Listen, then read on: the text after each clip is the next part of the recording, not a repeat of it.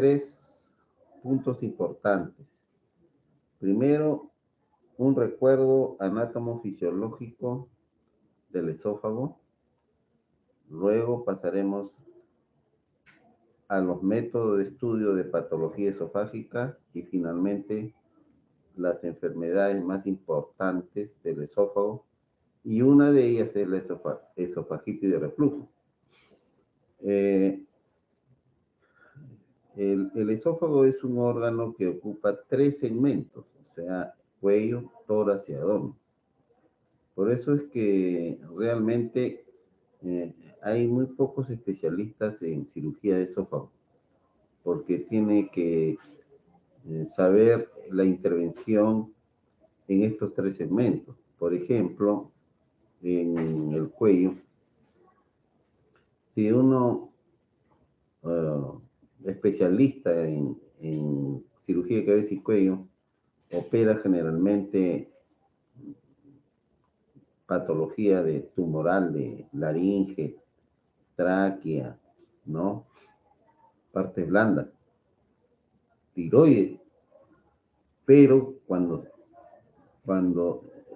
existe un compromiso esofágico, si desea proceder quirúrgicamente, tiene que conocer el tórax y el abdomen.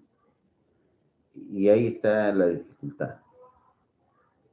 Porque para llevar y reemplazar al esófago cervical, tiene que ir al abdomen y llevar estómago o intestino, pasarlo por el tórax hasta el cuello.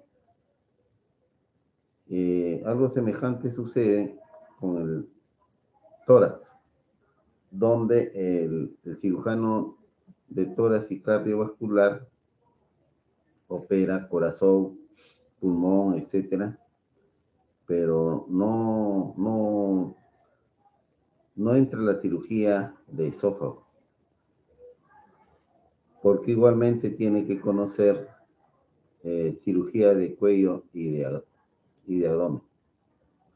Y el cirujano general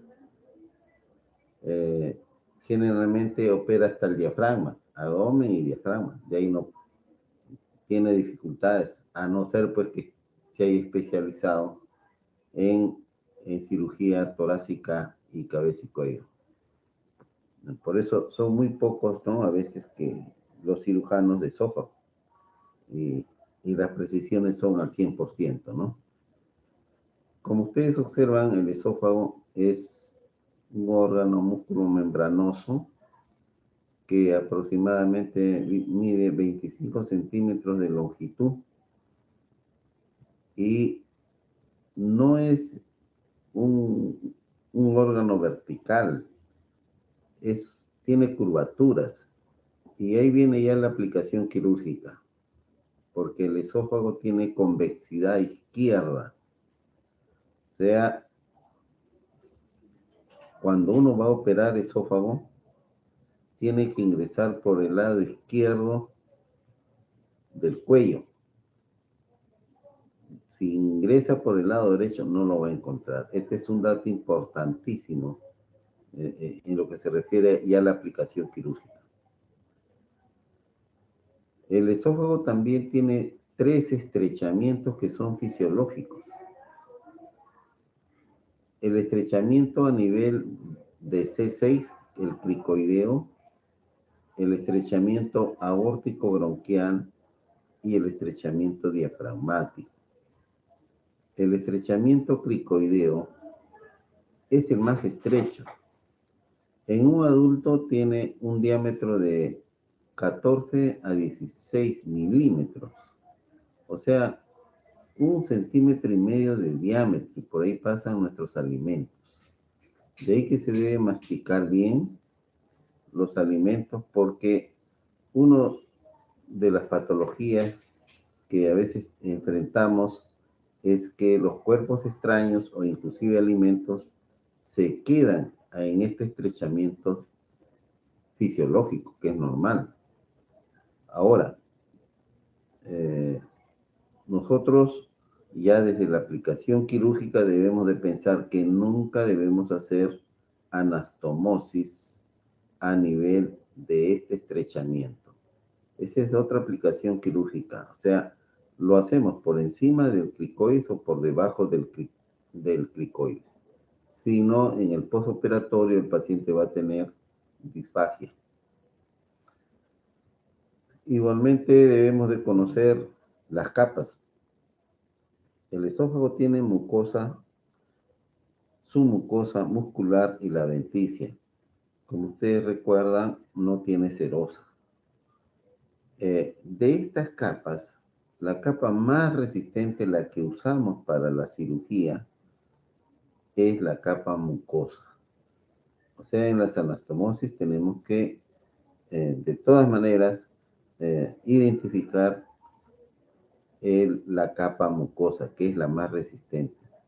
La capa muscular, que generalmente tiene una capa circular profunda y una longitudinal superficial, se raja con facilidad.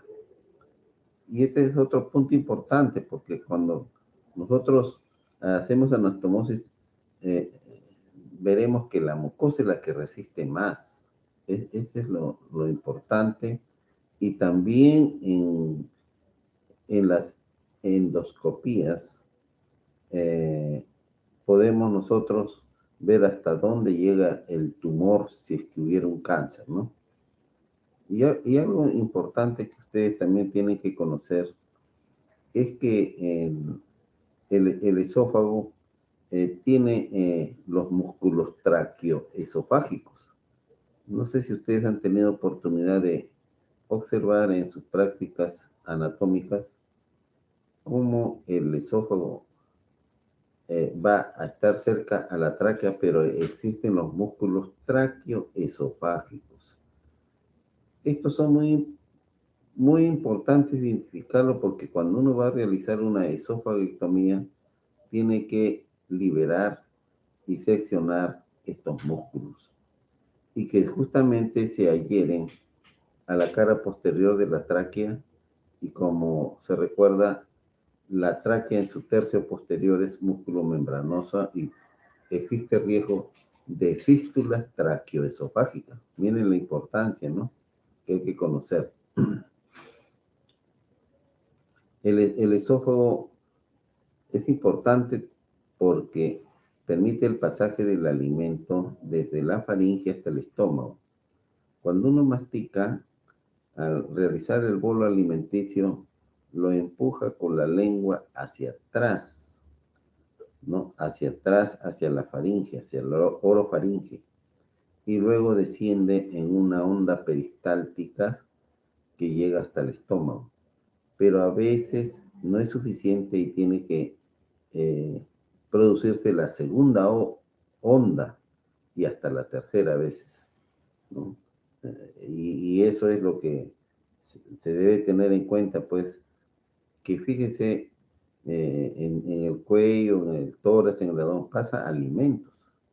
Y como no hay infección, pero si se perfora el esófago, ya ustedes saben, hasta puede dar una mediastinitis y es fatal. Sí, así es, o sea, mire, tenemos a veces ciertos alimentos que pasamos, ¿no? Por dentro de nosotros, el tubo digestivo, pero vean cómo es el proceso de la digestión y no hay contaminación, así. Pero el esófago igualmente tiene irrigación, tiene inervación, ¿no? Eh, y tiene vasos linfáticos. Ahora, también debemos de desconocer cómo llegamos al esófago cervical, ¿no? Torácico, abdominal. Y para eso tenemos que ver qué planos vamos desde la piel hasta llegar al esófago. Tal vez si alguno de ustedes tiene algún recuerdo, puede decirme, ¿no? ¿Cómo llegamos desde el cuello de la piel hasta el esófago? Como ustedes ven, ¿no? Es posterior, ¿no? Y si no fuera así, entonces seguimos. Primero en la piel, en la parte anterior del cuello, ustedes recuerdan que hay que observar la piel. La piel también, aparte de su histopatología, donde están todas las capas, observar si existe alguna mm, malformación, alguna formación, algún melanoma que se da también en el cuello, ¿no? Si hay tumoraciones, porque hay cáncer de piel también. Y luego ya pasamos al siguiente plano, que es el plano subcutáneo, y hay un músculo importante, que es el músculo platisma, que igualmente se llama músculo de las pasiones tristes. Ya la persona que está triste baja el mentón y ya pues a veces es una forma como se manifiesta, ¿no? Y quien lo realiza, esta función es básicamente este músculo platisma, músculo cutáneo del cuello. Pero ahí en el celular subcutáneo también existen los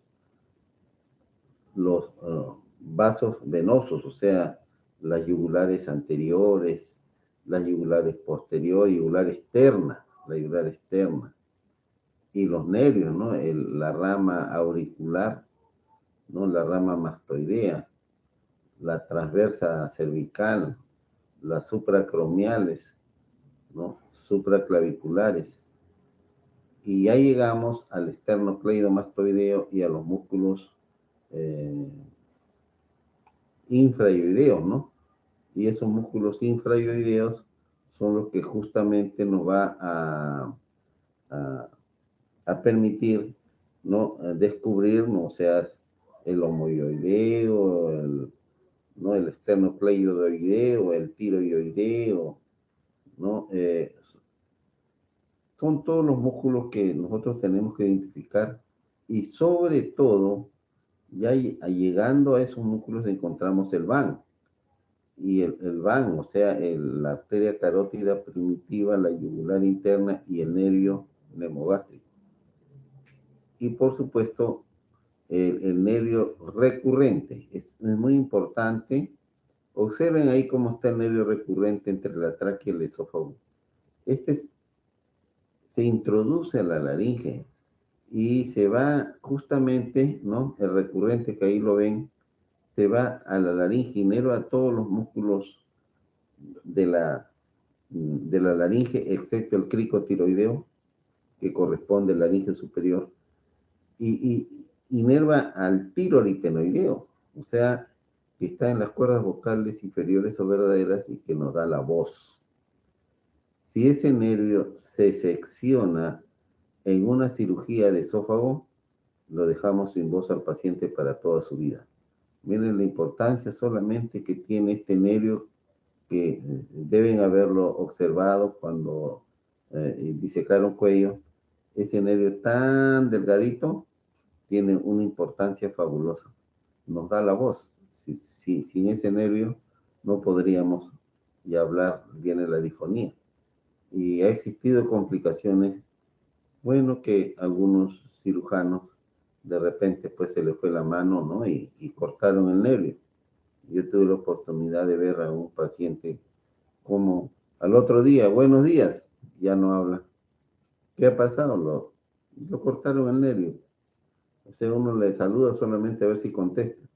Y era una abogada. ¿Cómo defendía sus juicios? ¿Ve? Por eso hay que identificar bien este nervio.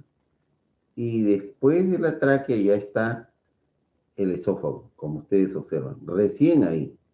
Siempre hemos tenido que haber ingresado por el lado izquierdo del cuello, ¿ya? Y arterias también. Recuerden que la arteria más importante de repente es el, el tronco tirobicérvico escapular. O sea que de ahí sale de ese tronco que viene de la subclavia, en este caso izquierda, da la rama tiroidea inferior que irriga a la glándula tiroides, y esa es una arteria gruesa que hay que ligarlo con mucho cuidado. A veces en el cuello también tenemos al nervio tiroideo, perdón, a la arteria tiroidea media, o sea que es una rama que algunos llaman una arteria de Neuauer, que que no es constante, ¿no? Entonces hay que conocer a mm, a esta anatomía topográfica y vean también ahí cómo en el cuello está el músculo cricotiroideo. Este músculo cricotiroideo es importante, igual en el constrictor inferior de la faringe, que es que tiene dos fascículos, el fascículo tiroideo y el fascículo cricofaringio. Entonces, ese fascículo es importante porque debe ser seccionado cuando uno opera divertículo de Senker. Por eso es importante. Y en esta parte posterior está el triángulo de Killian, ¿no? Donde se producen ¿no? Las hernias, ¿no? O divertículos de Senker. En el tórax igualmente, en el tórax tenemos que conocer cómo en el tórax, fíjese, está el corazón delante del esófago. Y, o sea, delante del esófago está el corazón. Y la aorta está detrás. O sea, cuando uno opera entre el corazón y la aorta, uno tiene que introducir la mano. Y ahí siente el latido. Por delante el corazón, por detrás la aorta. De ahí que el cirujano que opera esófago tiene que saber el cuidado que debe tener a nivel torácico y sobre todo en la parte de la carina también, o sea, en la bifurcación de la tráquea en bronquios principales derecho e izquierdo.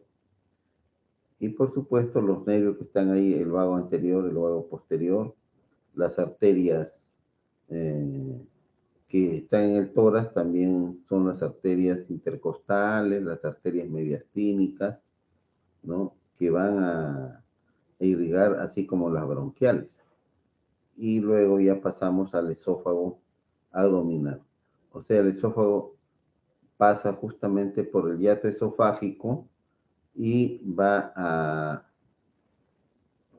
eh, pasar justamente con el nervio vago anterior y el vago posterior, o sea, el neumogástrico, cardio-reno-entérico. Este punto es importante, mire, cómo es que aquí, para explicar la llamada esofagitis de reflujo, fíjese, el esófago pasa a través del diafragma entre los pilares derecho e izquierdo. El pilar derecho, generalmente el principal, es el más voluminoso que el izquierdo. Pero aquí, entre el esófago y el estómago, está el ángulo de His. E internamente se encuentra la válvula de Gubarov. Y en la parte inferior del esófago está el cardias. Y el cardias es muy importante porque es el esfínter esofágico inferior. El esófago tiene dos esfínteres. El esfínter esofágico superior, que está a nivel cricoideo, y el esfínter esofágico inferior, que es a nivel del cardias. A veces existen las llamadas hernias del hiato esofágico. Aproximadamente el 90% de las esofagitis de reflujo se acompaña de hernias del hiato esofágico. O sea, el estómago se pasa al tórax, sube, ¿ya? ¿Por qué? Porque está abierta este orificio y no cierra bien esta crura, o sea, el pilar derecho, pilar izquierdo, y se sube el estómago al tórax. Esas son las hernias del hiato esofágico. Que por supuesto ya no puede mantener el alimento en el estómago y se pasa al esófago. Y esa es la esofagitis de reflujo.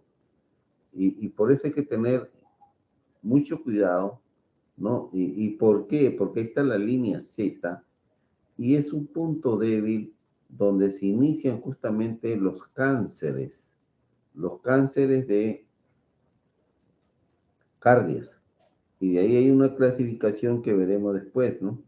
Pero este aparato esfinteriano que debemos tener en cuenta que explica la esofagitis y reflujo, se encuentra a nivel del cardio. O sea, el esófago abdominal debe pasar el diafragma y el estómago estar en su sitio, pero a veces no es así. Y justamente después veremos que uno de los tratamientos fundamentales que existe, que se puede hacer a cielo abierto por vía laparoscópica, es que se realiza una crurografía.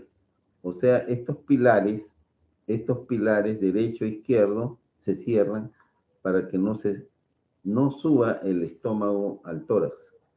Y una fundoplicatura. O sea, este fondo del estómago lo pasamos ya hacia el otro lado derecho para que se mantenga en su lugar. Eso se llama fundoplicatura, que es el tratamiento quirúrgico. Y así llegamos pues al esófago abdominal, donde participa básicamente la arteria coronaria estomáquica, que es parte del tronco celíaco. ¿Tienen alguna pregunta hasta acá, jóvenes?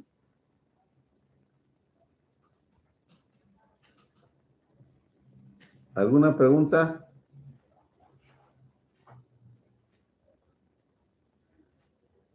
¿Me escuchan?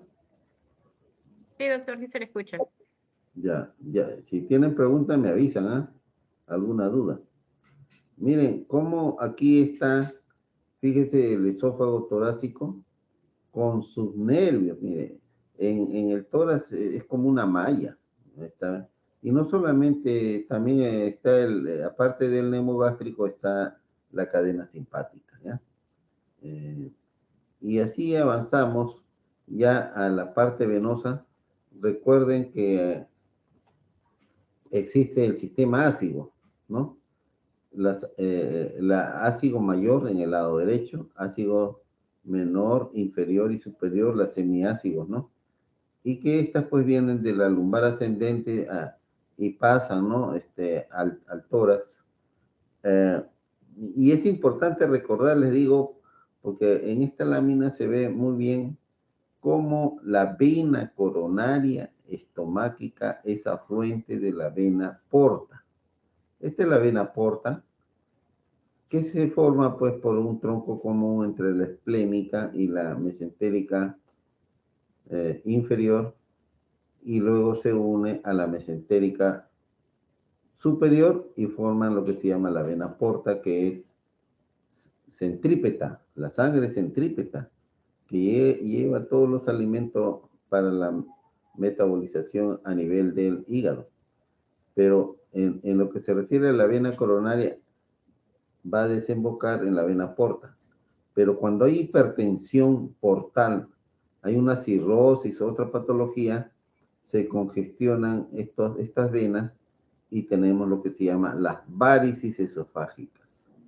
Y toda esta zona, pues, ya a veces, cuando no da resultados del tratamiento médico que da el gastroenterólogo, que ya a veces coloca la sonda de Say-Stake Blackmore, va a tener que el cirujano ya proceder porque la hemorragia no se detiene.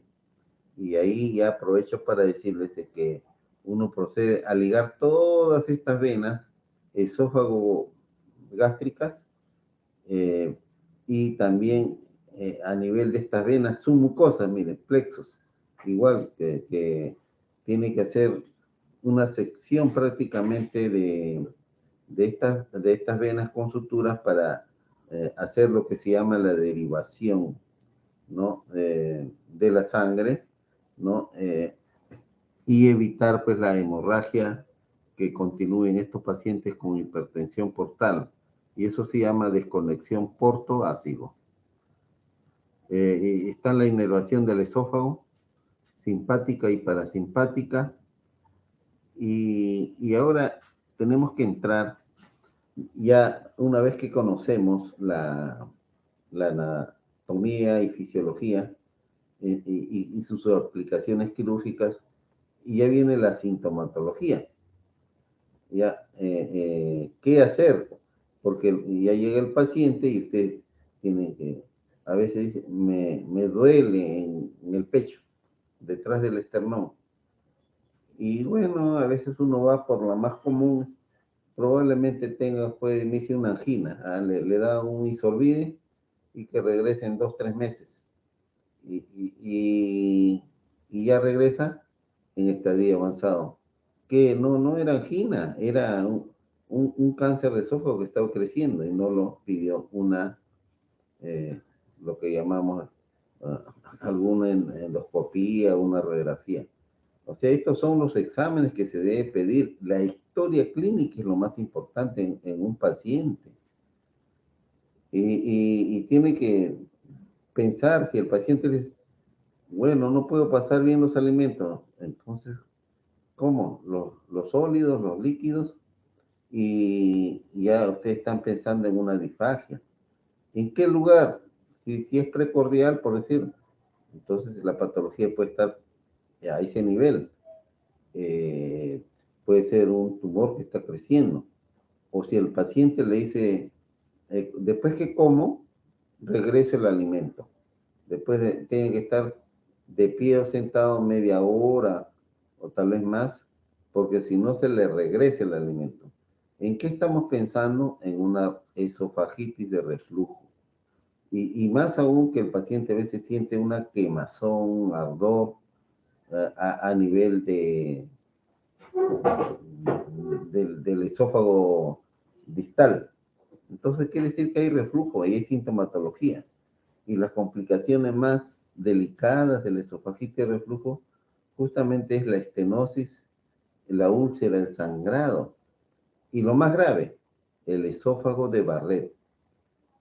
Cuando nosotros hacemos una endoscopía, una biopsia, esófago de Barrett, porque la patología va desde la metaplasia a la displasia, y la displasia puede ser leve, moderado, grave. Ahora ya la dividen si es de bajo grado, de alto grado. Si es de alto grado, ya estamos frente a un cáncer.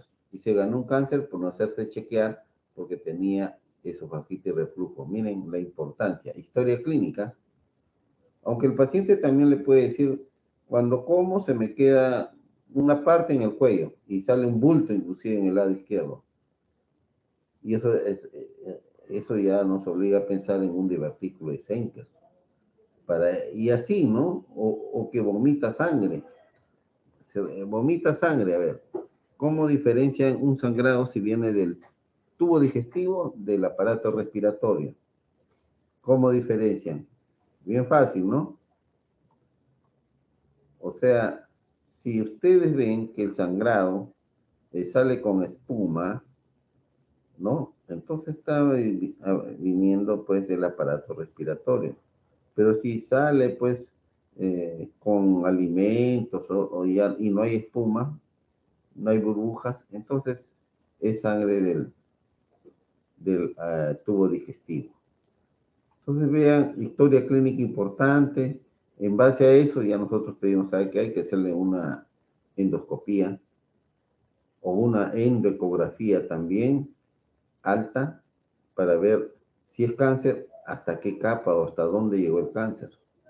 Y en la radiografía vemos, puede ser un divertículo, puede ser una esofagitis reflujo, una calasia, y todas las patologías que se pueden dar de divertículos verdaderos, divertículos falsos, etcétera, ¿no?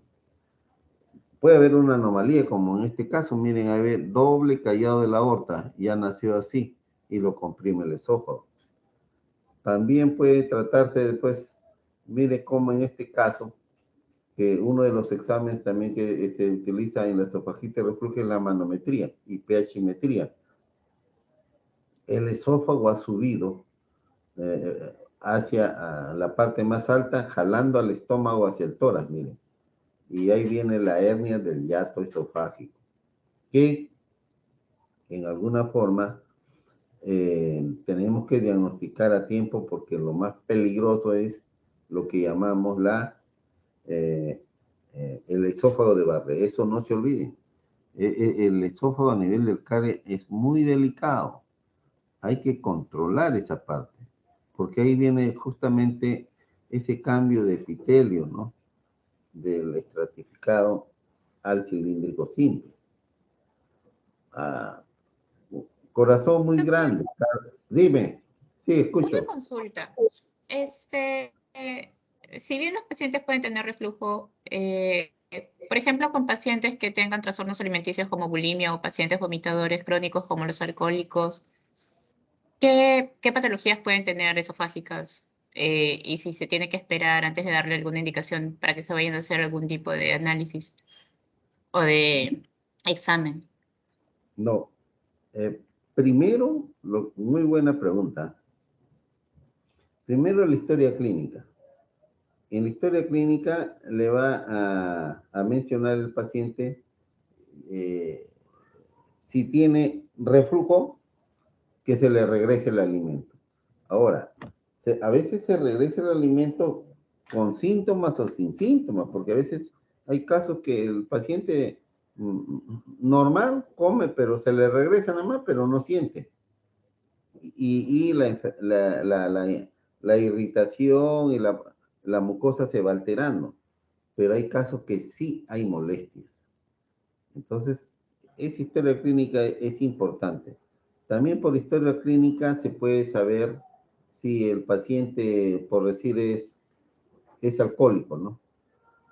Si es alcohólico, prácticamente, pues, por historia clínica lo sacamos.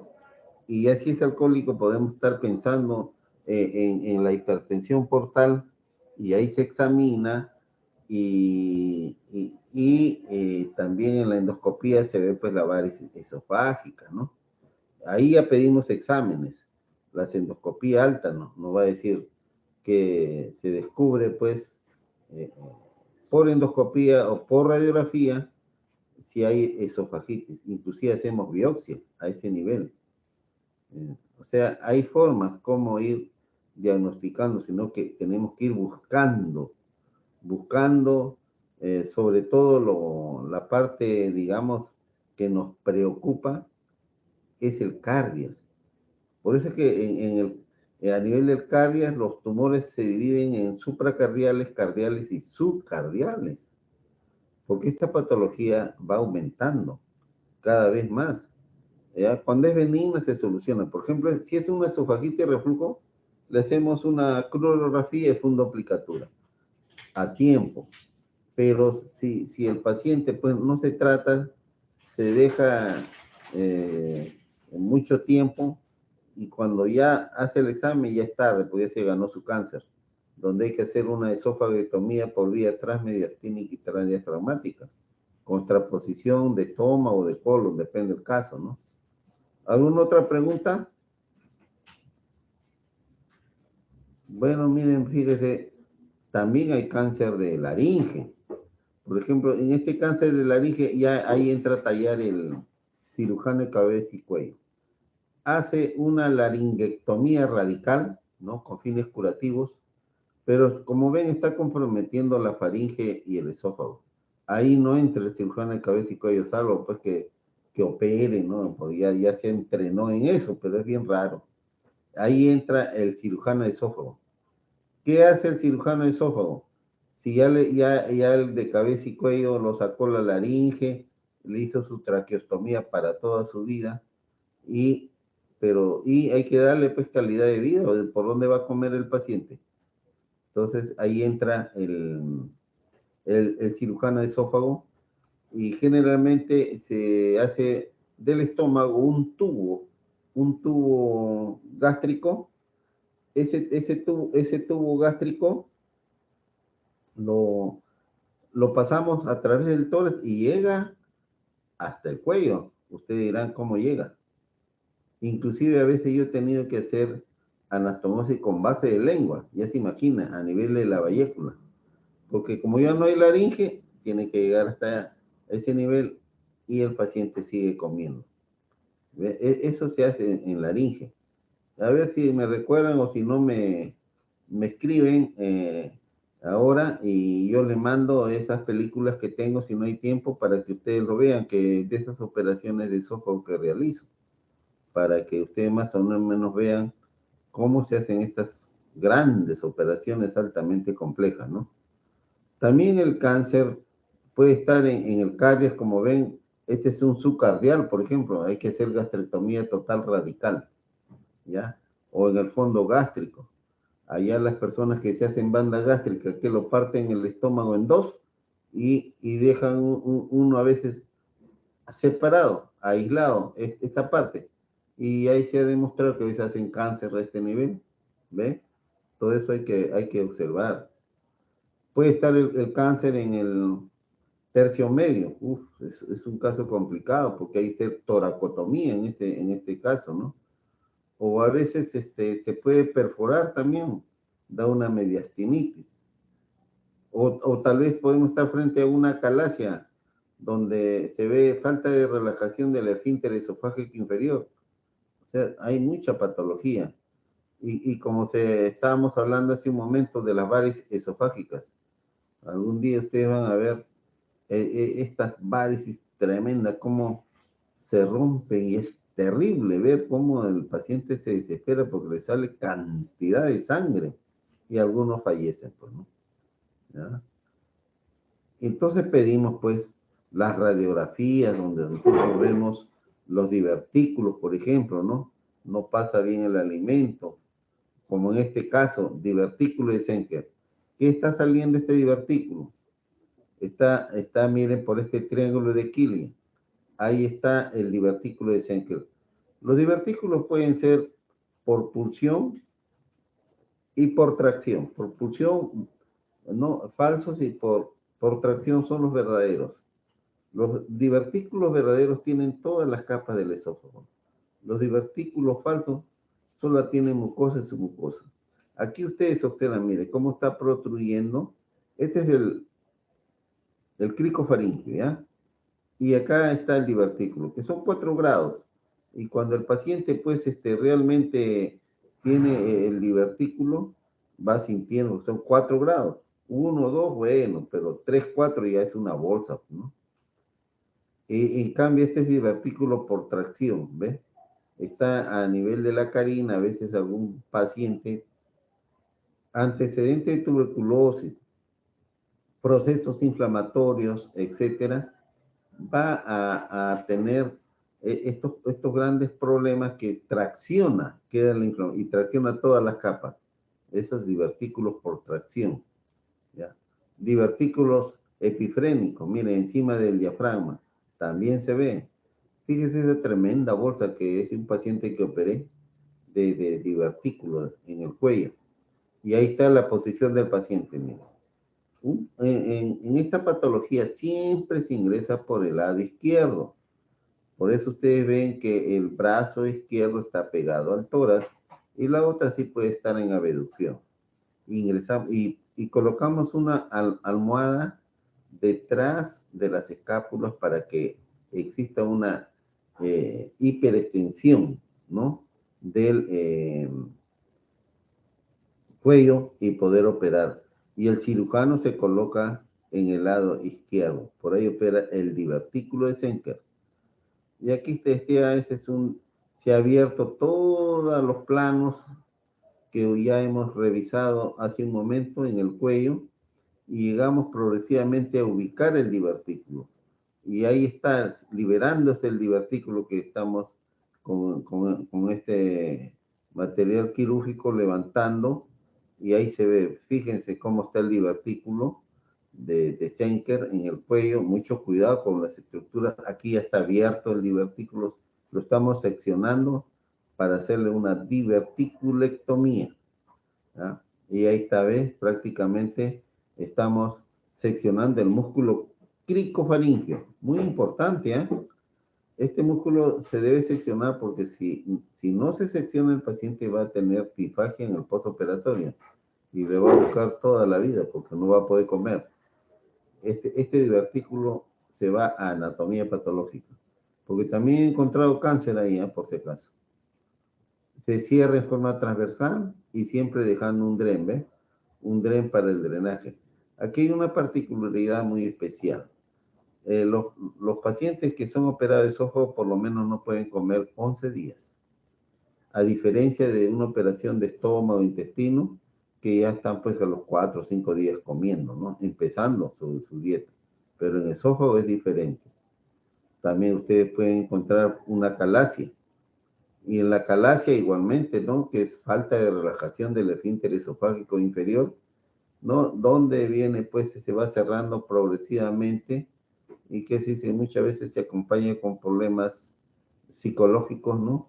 Y que vienen, pues, los problemas de los plexos nerviosos y mientéricos, ¿no? Que van y el autónomo, ¿no? Que van a impedir el peristaltismo fisiológico. Y muchas veces es gente no tan de edad, o sea, 20 a 50 años.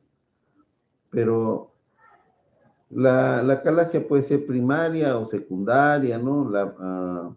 Y donde prácticamente es la ausencia, pues, relativa de células ganglionares inhibitores plexo mientérico esofágico, plexo de Auerbach. Y la secundaria, sí, pues, eso más hay en Brasil, Trypanosoma cruzi. O hay la pseudocalasia, es cuando ya un cáncer a nivel del esófago inferior comienza a estenosar, ¿no? Entonces viene ya la difagia, la odinofagia, el dolor torácico, disminuye de peso, estos pacientes se adelgazan bastante y hacemos los diagnósticos radiográficos, endoscópicos y demostramos pues que el paciente ya con la manometría y la pechimetría, el paciente tiene acalasia. ¿Y cuál es el tratamiento? Hay un tratamiento, mire, el médico no da resultados, lo deciría esos estudios de toxina botulínica y otros no da resultados. Las dilataciones hasta donde puede, lo hace el gastroenterólogo, pero sí nosotros tenemos que seguir las etapas, ¿no? Que son generalmente desde el punto de vista ya de los diámetros que tiene el esófago, que el grado 1 y 2 generalmente es tratamiento médico con dilataciones, etcétera. Ya el grado 3, que el diámetro del esófago, mire, va de 7 a 10 centímetros de diámetro, y es bastante. Y el grado 4 ya, pues, es más de 10 centímetros, y esto sí hay que hacer esofagectomía. Y por supuesto, también se ha demostrado que el paciente que tiene unos 30, 40 años de acalasia, le da el cáncer de esófago. Entonces, el tratamiento quirúrgico, que puede ser a cielo abierto por vía endoscópica, consiste en hacer una cardiomiectomía y fundoplicatura, ¿ya? Ahí está, miren, este es un paciente que estoy operando, ven, ahí ya está abierto, un Penrose, estamos ya liberando todo a nivel del yate esofágico y tenemos ya identificado al esófago, el cardias, qué delgadito, mira, ahí está la punta del lápiz, pues.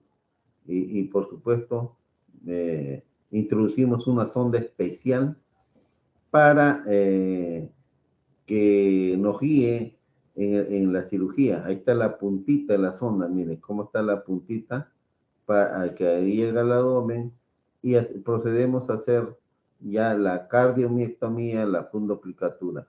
Es decir, 6 centímetros por encima del cardias, 3 centímetros por debajo, y retiramos la capa muscular y solamente va a quedar mucosa prácticamente.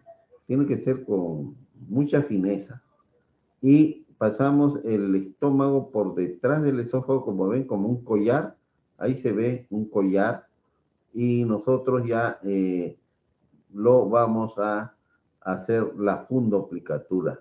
Y ahí está ya prácticamente la fundoplicatura, y después colocamos un refuerzo con un punto de tupet, o sea,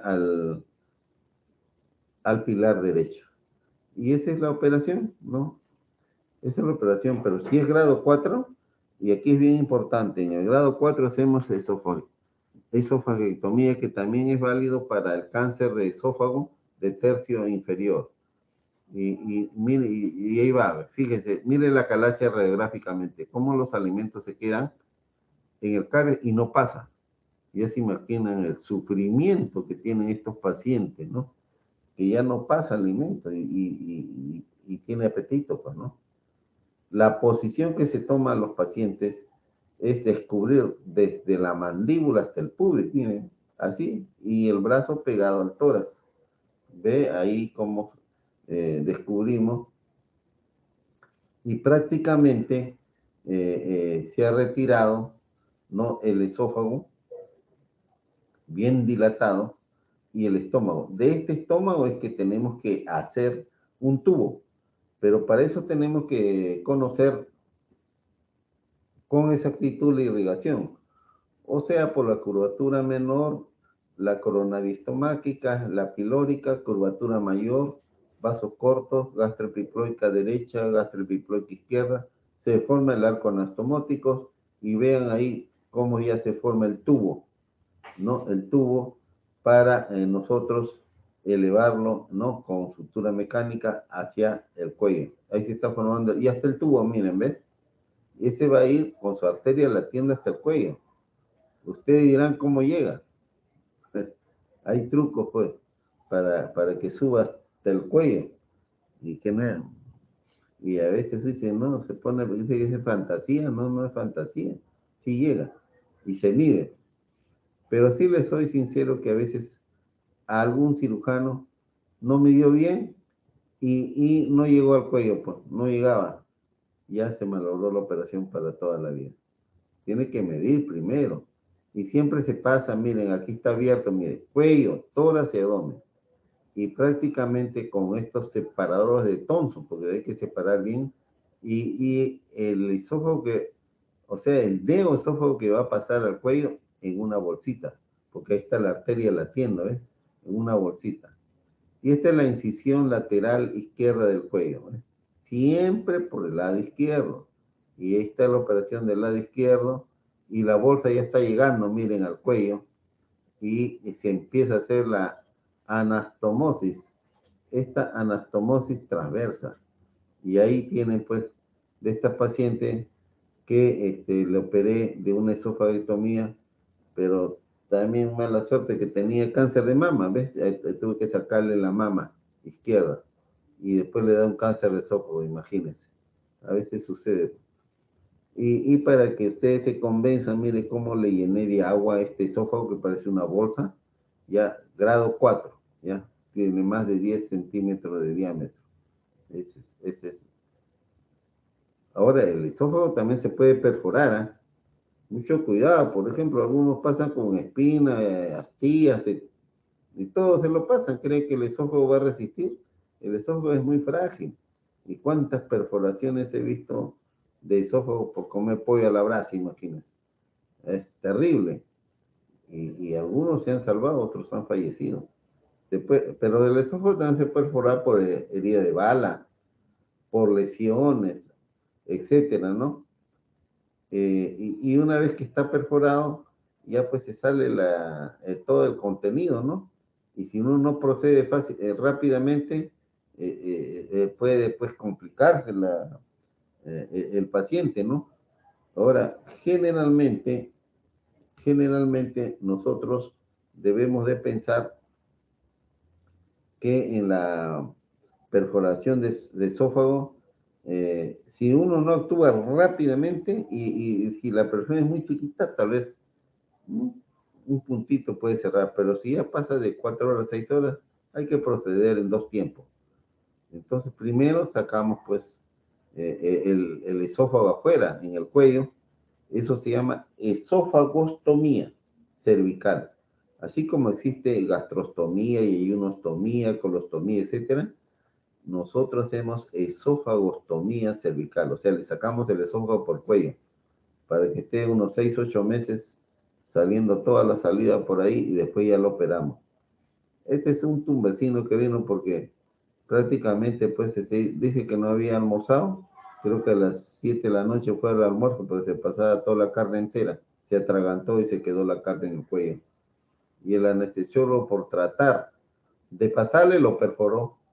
Tuve que venir en avión al Revaliati y ahí lo recibí en helicóptero y de frente a sala le salvé la vida. Y después ya el paciente, tengo una película que ustedes lo pueden ver si me pasan por WhatsApp, me avisan y donde me van a pasar la asistencia y yo le paso el link y tal vez otras clases más que tengo, ¿ya?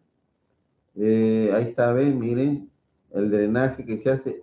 Aquí estoy haciendo la operación definitiva, o sea, esta operación que consiste, pues, por perforación en doble tubo gástrico, ¿no? O sea, miren, el estómago se le divide en dos, qué interesante. ¿Ve? Esta parte X1, este es X2. Esta es la que va a subir al cuello y llega hasta el cuello. A veces ya tenemos que hacer, pues, esófago gastrectomía, depende del caso, pues, ¿no? Pero ya eso hay que tener en cuenta. Siempre en una bolsita para cuidar la arteria y la vena también, ¿no? Ya tenemos el esófago en el cuello. Miren, aquí tienen cuello, tórax y abdomen. Todo en una sola operación. Cuando es doble tubo gástrico, por ejemplo, el síndrome de Boerhaave, ¿saben en qué consiste? A ver, ¿saben? Síndrome de Boerhaave es perforación espontánea de esófago. Perforación, por favor. Cuando ustedes tengan a un paciente, indíquenlo ustedes mismos. Una tos muy exigente y un vómito muy explosivo puede reventar el esófago como un globo, por si acaso, y el dolor es terrible a nivel torácico. Yo he operado varios pacientes, este es uno de ellos, que se perforó porque comenzó a toser y a vomitar y todo, pero así, y explotó. ¿Y por qué se llama Boerhaave? Porque este fue un capitán de barco que, un tremenda persona, creo que se comía ese 3 platos, más no sé cuántos litros de agua, y le vino los vómitos y la tos, y se murió en el agua, ¿no? En su barco. No había cirujano de esófago, por eso se murió. Ahí está, es un control ya de que uno puede ver de la radiografía del paciente operado. Y ahí está, mire, doble tubo gástrico. Y este caso, este es el paciente que operé. Este es el paciente que operé. Este es el tosedor y el vomitador. Ya está comiendo, míreme, está contento. Y este le ve medio asustadito porque casi se muere, pues el que comió la carne entera, desde Tumbes. A veces me llama, me visita, porque después, yo le llamaba 7 vidas, porque ya no sé, no lo quisieron recibir, creo. Aquí está comiendo, ¿ves? Ahí está, ¿ves? Miren cómo come, ya está restablecido. Aquí es otro paciente que a veces pueden dar las llamadas faringoesófago gastritis cáustica. A este a los que les gusta tomar ácido muriático, ¿no? Entonces, y dejan el trabajo para uno, porque a veces viven y hay que operarlo. O sea, que es ácido muriático, imagínense, hace lesión. Y aquí es un trabajo que hice alguna vez con 200 cadáveres, donde dice que la arteria mesentérica superior e inferior, y sobre todo el arco riolano. El arco riolano es un arco que permite mandar el colon hasta el cuello. El colon lo lleva hasta el cuello, porque si el paciente es necesario, tiene que medirse bien, y esta es otra dama que se le dio por tomar ácido muriático, y mira, ahora no pasa ni saliva, y bueno, pues había que operarla porque está viva. Este es otro que también igualmente, aquí se hizo, mire, por la primera fase, gastrectomía y yeyunostomía. La gastrectomía porque se le había cerrado el píloro y drene para afuera, y la yeyunostomía para alimentarlo. Después de que toman ácido muriático, unos 6, 8 meses tiene que esperar el paciente y recién se opera. Miren ¿qué se hace? Se estudia el arco riolano en el colon, ¿ves? Luego esto, todo la faringe, el esófago, todo está estenosado. Y la operación es la transposición de colon que se ha llevado del colon hasta el cuello. Y se ha realizado una faringocoloplastia término terminal más una cologastrodudenoanastomosis término lateral con una colo-coloanastomosis término terminal y una apendicectomía. Se saque el apéndice porque alguna vez puede ser apendicitis en el postoperatorio, ¿ya? Entonces, bueno, en este caso va por el mediastino anterior. Ya, estas posiciones que siempre debe tener para la operación de esófago.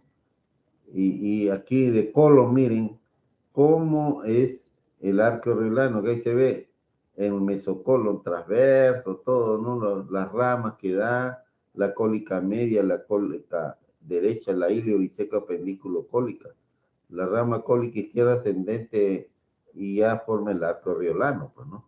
Este es lo que va a subir, mire, ya está preparadito para que suba el colon, ¿eh? Todo esto va hasta la faringe, por si acaso, ahí está, ¿ves? Subiendo. Y llega, mire, ya está, ya se midió, ya lo estamos pasando al cuello, ¿ves? Ahí está llegando. Se está pasando, ya está, y listo, llegó al cuello. Entonces, ya tenemos pues para ya hacer la anastomosis y el paciente pues evoluciona, como en este caso, de esta jovencita que ya está operada, ¿no? Es como si vuelvan a nacer, porque imagínense después de 8 meses, 6 meses, sin comer, uno ya parece comiendo una sola vez nada más, ya está con apetito. ¿Qué será lo otro? ¿Ah?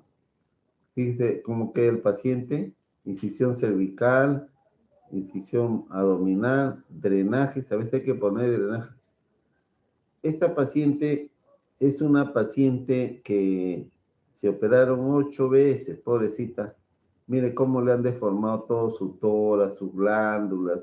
Ya, yo fui el noveno que lo operé, la verdad que ya habían hecho. De esta hay una película también, por si acaso. Desde la posición del paciente, ¿no? Esta sí tuve que abrir desde la mandíbula hasta el pubis, porque ya fue con esternón y todo, ¿no? Cirugía muy compleja. Este sí fue, este moreno sí tomó mucho, se destruyó su laringe, está con traqueotomía para toda su vida, y entró porque se moría, le sacaron el esófago, el estómago porque ya le salvaron, pero en una de esas ligaron el arco riolano, ya quedó malogrado para siempre. Esos son casos que suceden.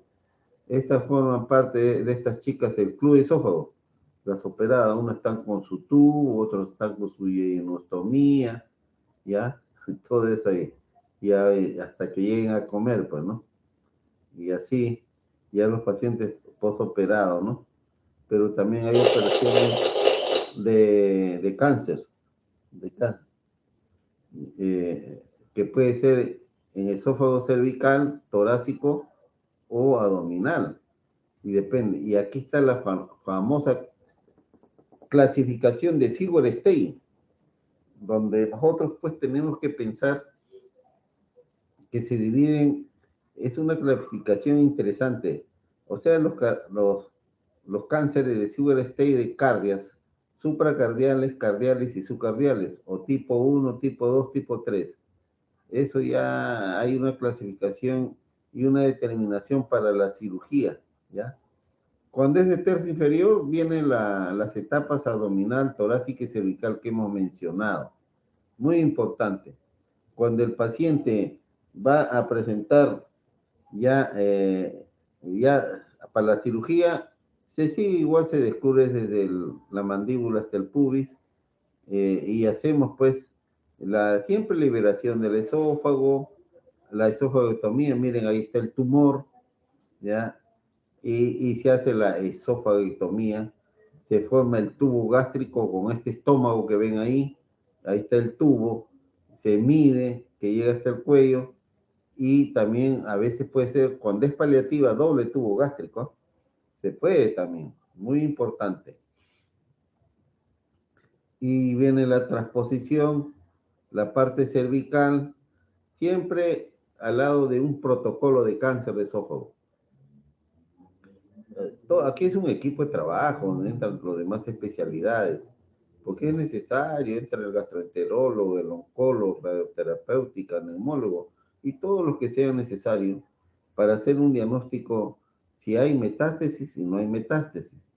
Pero así uno ve que no hay metástasis, en la operación uno hace el estadiaje, en sala operaciones. Ahí ve, ¿es resecable o no es resecable?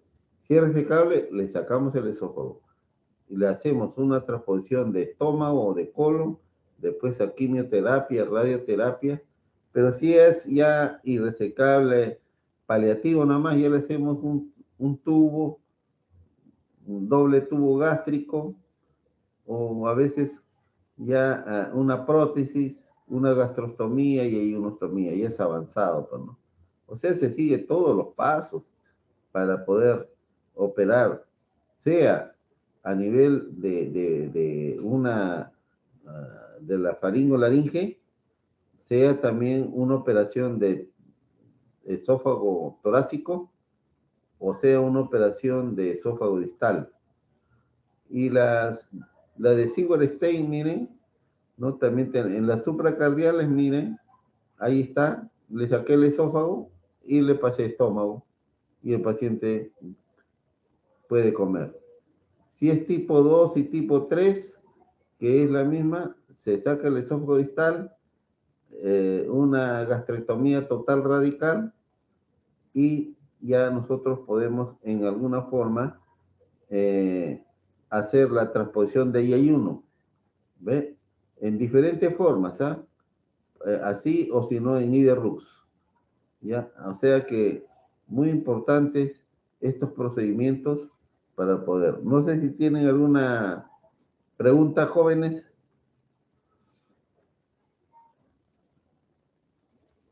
¿Alguna pregunta? ¿Me escuchan? Sí, doctor. ¿Alguna duda?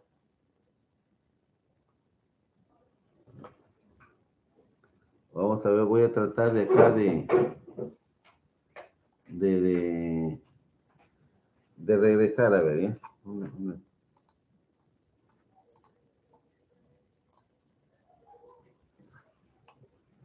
Y ahora estamos. A ver, jóvenes, ¿alguna pregunta?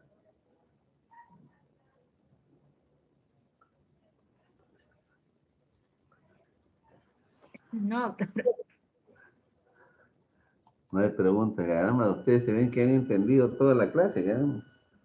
Bueno, yo lo que les digo es que me pasa a mi WhatsApp, ya se identifican con la relación, ya, y ustedes deben tener un WhatsApp seguro, ¿no?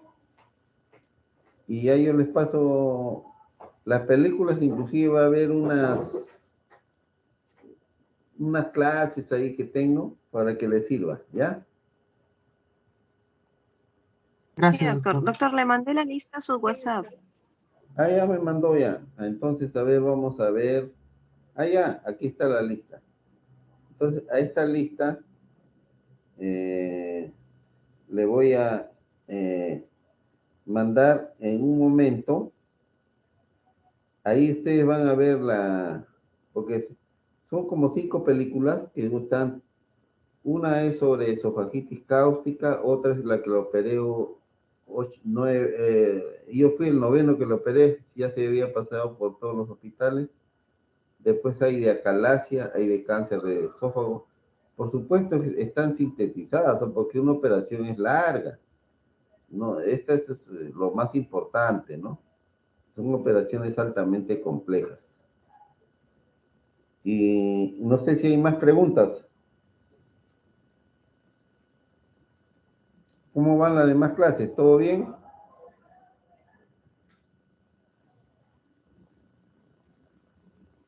Son bien largas. Ah, ya. Bueno, pues si no hay preguntas, ya me despido, pues ya.